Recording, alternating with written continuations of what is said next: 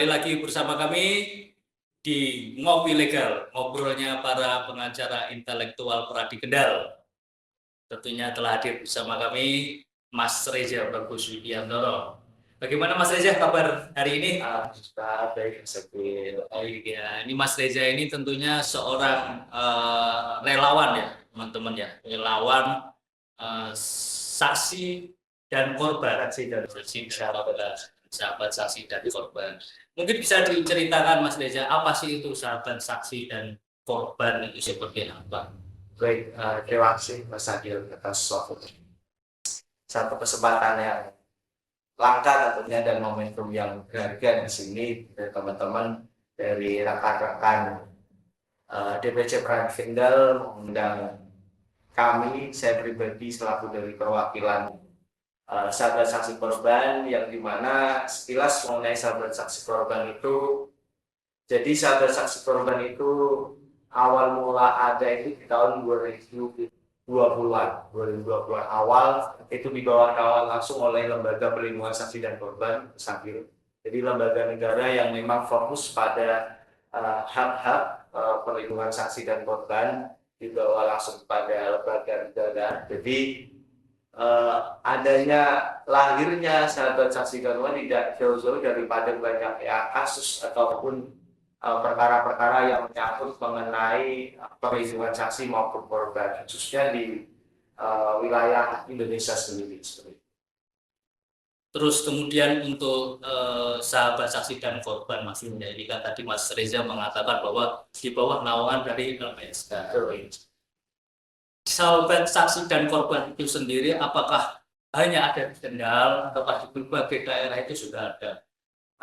Jadi karena LPSK belum punya kantor perwakilan di daerah, hanya mungkin di beberapa provinsi. Jadi peran sebagai sahabat saksi korban sebagai mitra ataupun jaringan LPSK itu tentunya tidak hanya di satu daerah saja atau terpusat di Jakarta. Namun kami juga terpusat di berbagai daerah, tentunya di wilayah Indonesia, walaupun belum merata, khususnya di Kendal sendiri ataupun di Jawa Tengah sendiri. Untuk di Kendal sendiri kebetulan ada 2 orang, ada saya dan teman saya juga gitu ya, mungkin baru berpartisipasi sebagai sahabat saksi korban.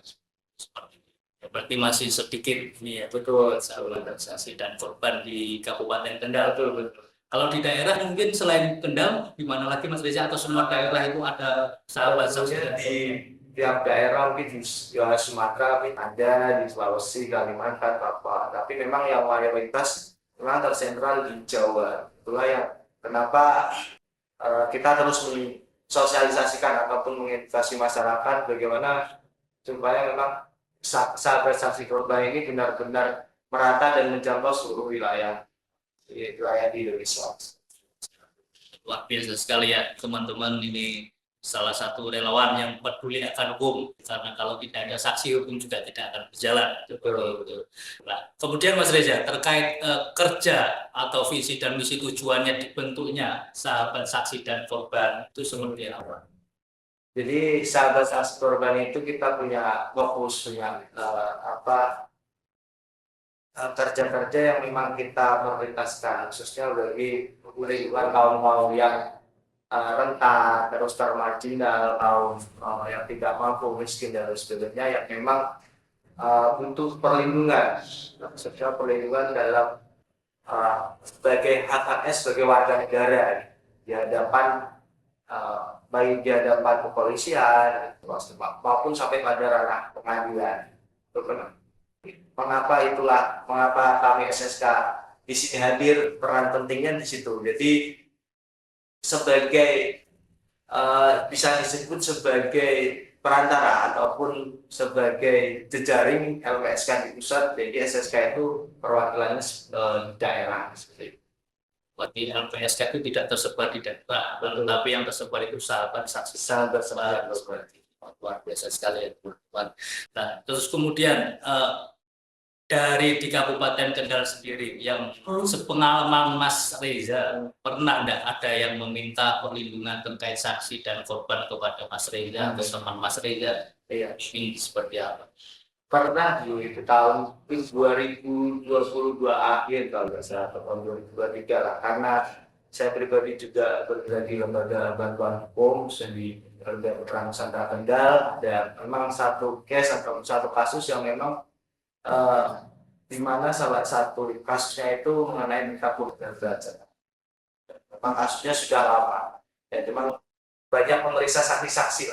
Jadi ada satu saksi yang memang merasa dia terancam, terintimidasi ataupun yang merasa dirinya dilanggar hak-haknya, setelah kita turun gitu. Itulah yang bersangkutan mohon perlindungan kepada kami di daerah, khususnya SSK di Kendal, untuk meminta perlindungan. Dan berjalannya waktu dari LPSK Pusat pun ACC hal tersebut. Jadi dari LPSK Pusat pun turun ke daerah untuk meng-cross check apakah memang betul-betul butuh perlindungan atau tidak. Kalau memang dikiranya memang butuh perlindungan sebagai saksi, saksi dalam kasus pembunuhan itu, maka ya diberikanlah perlindungan-perlindungan yang memang baik itu psikologis maupun memang psikis maupun materius. Sudah ada yang pernah mengajukan perlindungan saksi yang dan untuk tindakan-tindakan dari sahabat saksi dan korban terkait orang-orang yang membutuhkan perlindungan saksi dan korban itu seperti apa? Apakah dilindungi 24 jam sampai di rumahnya, ataukah dia dikarantina di kantor LPSK atau di sahabat saksi dan korban seperti apa? Ya ini yang menarik, kadang bingungnya ini kiranya diamankan di mana, di rumah di mana, di apakah 24 jam dikawal dan lain-lain. Tapi kalau di LPSK ini SSK ya berperannya sebagai penyalur atau penjembatan lah. Jadi ada beberapa perlindungan yang diberikan, seperti memang perlindungan secara psikis, psikologis, perlindungan secara mungkin perlindungan secara fisik mungkin bisa diberikan, tapi tidak secara pengawalan 24 jam, tapi memang sewaktu-waktu. Dan memang ada perlindungan sebagai bentuk seperti rumah aman, jadi ditempatkan ke satu tempat yang memang tidak diketahui keberadaannya untuk sementara waktu untuk menjaga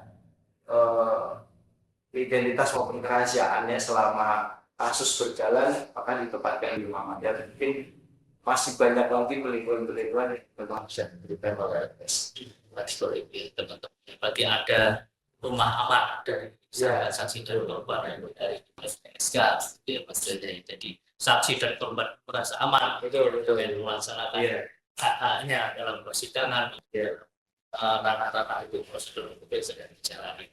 Nah, terkait ini Mas Reza, apa namanya? Kan ini kan tadi kan saksi dalam pembunuhan berencana. Nah, apakah hanya saksi dalam pidana aja, ataukah semua saksi-saksi bisa masuk ke dalam LPSK? Kategori apa yang bisa dilakukan LPSK? Oh, begini. Jadi pada dasarnya semua permohonan perlindungan yang masuk ke LPSK itu akan diterima, tapi namun memang akan diseleksi kembali mana yang kira memang butuh perlindungan. Jadi konsennya memang pada ranah peradilan pidana, khususnya pada tindak pidana kekerasan seksual, terus tindak pidana perdagangan orang, dan mungkin tidak banyak unsur tindak pidana. Jadi itu yang mungkin bisa banyak kategori yang memang dikatakan ideal seseorang dapat mendapatkan istilahnya perlindungan. Kalau misalkan saksi perceraian gitu mungkin bisa mungkin lain lainnya, mungkin diancam suaminya, oh kamu jangan berangkat, kamu nanti saya apa saksi mungkin kalau ada belakang itu kan bisa. Jadi kan ranahnya sudah ranah pidana, jadi mungkin bisa diberikan perlindungan. Terus untuk ini Mas Reza, ini kan menarik sekali ya teman-teman ya, karena di Kendal pun masih mungkin sedikit yang tahu terkait apa sih itu SSK, sahabat saksi dan korban itu. Nah, gimana caranya untuk ikut dalam SSK sendiri, menjadi relawan dalam SSK? Jadi ya intinya juga kita juga terus menyuarakan nih, saya tahu juga akan sama rekan-rekan yang lain juga tertarik gabung sahabat saksi dan korban gitu. Sebagai volunteer punya tugas relawan yang memang yang bergerak atas dasar kerelaan hati dan memang kesukarelaan untuk benar-benar memberikan bantuan lah kepada masyarakat yang rentan dan kesejahteraan. Jadi gampang sekali sebenarnya kalau bergabung di sebagai relawan, teman-teman cukup akses di uh, ssk.lpsk.vo.id. Di situ teman-teman bisa akses semuanya, bisa mengetahui seperti apa uh, profil SSK, kinerja SSK, terus rekrutmennya, dan menarik rekrutmennya itu biasanya selama kurang lebih 3 hari 2 malam di satu daerah, di satu tempat, diberikan materi-materi, jadi prosedurnya mendaftar, terus nanti mengikuti seleksi, terus nanti mengikuti pelatihan, baru menyusun program, lalu akan dilakukan pendampingan. Jadi ada prakteknya juga, jadi tidak hanya pada tataran teori, tapi juga didampingi sampai seperti itu ya teman-teman ya. Jadi kalau mau nanti mendaftar, nanti ada linknya di sini ya. Jadi untuk Mas Editor jangan lupa kasih link di sini ya. Terus kemudian ini Mas Reza, ini yang menarik sekali ya terkait LPSK dan SSK sendiri. Itu kan tadi Mas Reza menyatakan syaratnya bagaimana. Itu apakah ada syarat tertentu? Ini kan yang saya tahu Mas Reza kan berlatar belakang sarjana hukum kan seperti itu. Apakah harus sarjana hukumkah yang mengikuti yang bisa menjadi relawan SSK atau seperti bagaimana mungkin kriterianya gitu? Kalau untuk kriteria sih simpel ya, mungkin warga negara Indonesia yang pertama, dan mungkin tidak ada batasan latar belakang pendidikan harus bagaimana ada. Yang penting memang mungkin ijazah terakhir, terus foto, KTP itu sudah cukup, dan yang terpenting punya komitmen dan keteguhan yang tinggi dalam memperjuangkan nilai-nilai perlindungan saksi dan perlindungan. Jadi syaratnya tidak muluk-muluk betul ya teman-teman ya. Jadi siapa yang mau bergabung silahkan nanti bisa mendatangi Mas Reza. Kalau mau mendatangi Mas Reza bisa langsung ke sekretariat. Kebetulan sekretariat kami juga di Kendal Permain Putih 2 bersama juga dengan sekretariat LJL sampai Kendal. Sekarang nanti bisa kami bantu juga kalau teman-teman mau sharing, mau pengen tahu lebih lanjut tentang LPSK dan SSK, nanti bisa atur waktu dan tempat. Luar biasa sekali ya, ini teman-teman Mas Reza sangat terbuka bagi para teman-teman yang mau menjadi relawan SSK. Mungkin sedikit lagi Mas Reza terkait tadi kan tidak ada batasan kriteria latar belakang pendidikan seperti itu ya. Itu apakah sarjana apapun bisa atau pendidikan apapun bisa atau ada minimal usia untuk mengikuti relawan saksi dan korban itu seperti apa? Kalau untuk latar pendidikan tidak ada, namun untuk usia minimal tentunya yang usia dewasa, 18 tahun ke atas yang punya KTP. Kalau pendidikan tidak ada, Pak. Baik itu latar belakang hukum, ekonomi, kesehatan, itu silakan saja. Yang penting punya ketertarikan, punya komitmen bersama untuk tadi menegakkan nilai-nilai demokrasi dan hukum. Apalagi ya teman-teman hukum, khususnya kan, apalagi ya jauh-jauh dari praktek ilmu hukum sendiri ya, khususnya yang kita para mungkin berprofesi sebagai advokat, sebagai paralegal, sebagai ahli hukum, bisa banget malah, bahkan prakteknya bisa dibarengi juga ketika teman-teman juga kadang kan berbenturan juga, berdampingan juga dengan saksi dan korban seperti itu. Jadi yang menarik kan dalam waktu dekat ini, akhir-akhir ini ya Mas Reza, ada rencana perkara di suatu daerah Cirebon. Oh ya kan final Cirebon bukan final Garut ya teman-teman ya.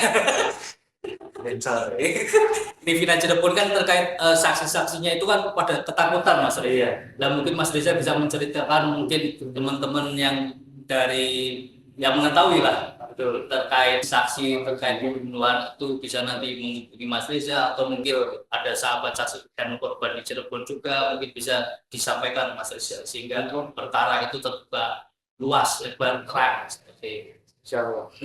Jadi memang karena kasus Vina itu viral ya Mas, viral dan memang ramai kemana-mana, di medsos juga, di TV juga, di media mainstream juga. Jadi beberapa saksi juga sudah mengajukan permohonan perlindungan ke LPSK, namun masih dalam proses penelaahan permohonan sampai sekarang. Semoga aja memang saksi-saksi daripada kasus Vina Cirebon ini, pembunuhan ini bisa memang terungkap. Jadi tidak ada intimidasi, tidak ada ancaman, tidak ada memang hak-hak perlindungan yang dilanggar. Itu yang memang kita harapkan seperti itu. Mungkin untuk keluarga final di sana kita turut berbela-sungkawa dan semoga kasusnya cepat selesai dan tertangkap siapa pelaku yang sebenarnya. Mungkin terakhir Mas Reza terkait kesan dan pesan kepada teman-teman untuk bergabung pada LPSK maupun SSK itu seperti apa? Baik, terima kasih Mas Segin.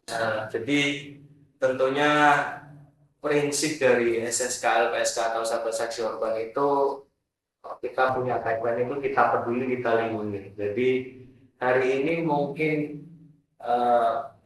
mungkin mereka, tapi bisa jadi besok itu kita ya. Jadi kita nggak akan tahu siapa yang akan menjadi saksi maupun korban gitu. Jadi kalau bukan sekarang, kapan lagi kalau memang kita tergugah hatinya untuk tergerak bahwasanya ya peristiwa kejadian kasus itu tidak jauh daripada kita. Siapa tahu kita sendiri yang marah. Itu yang nggak kita harapkan. Tapi kita coba meminimalisir hal itu supaya memang ke depan ini nggak banyak lagi saksi maupun korban yang memang dicederai haknya ataupun dilanggar hak-hak seperti itu. Luar biasa sekali ya teman-teman. Di anak muda Mas Reza ini usianya yang masih muda sekali, tapi punya visi yang sangat luar biasa. Ya mungkin begitu ya Mas Reza. Sampai jumpa di pertemuan kita lain hari. Semoga kita bisa dipertemukan dalam keadaan yang sehat. Ya, amin ya rabbal alamin. Untuk teman-teman di Kabupaten Kendal bisa menghubungi Mas Reza apabila terdapat intimidasi terkait saksi dan korban, bisa langsung datang ke sekretariat yang tadi sudah disampaikan. Oke, sekian. Wassalamualaikum warahmatullahi wabarakatuh.